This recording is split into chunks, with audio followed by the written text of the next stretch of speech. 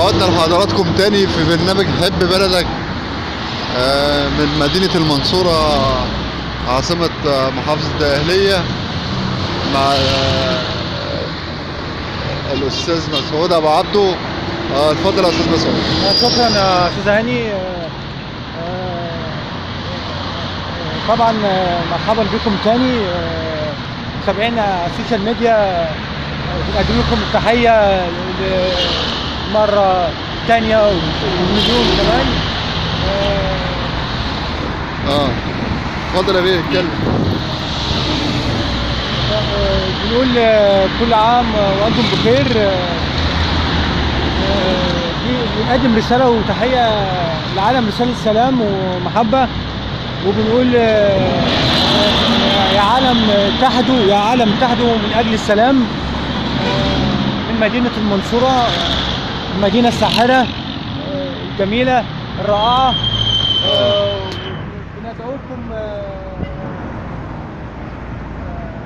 بندعوكم متابعينا على السوشيال ميديا وجميع المواقع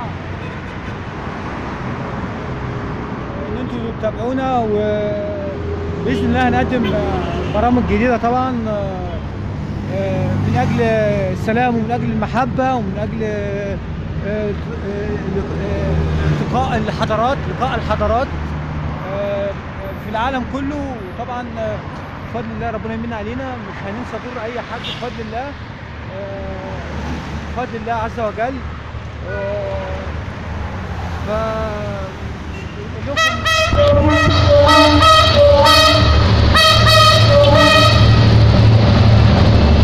فطبعا ده القطر طبعا، فطبعا قطرنا طبعا عادي دلوقتي، زي ما انتم شايفين على الكوبري دلوقتي. الكوبري ده اثري كان انشأه متهيألي الانجليز طبعا. فبنقول يا جماعه ننسى اي صراعات. الفرنسيين في مدينة المنصورة، الحملة الفرنسية.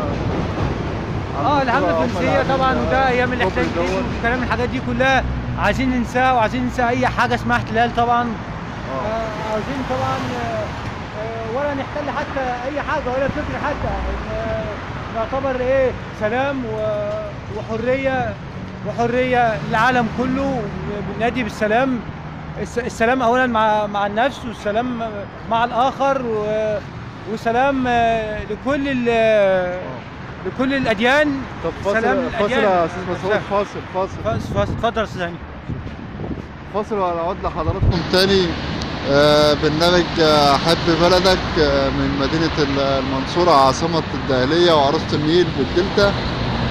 وفاصل ونعود لحضراتكم تاني برنامج حب بلدك.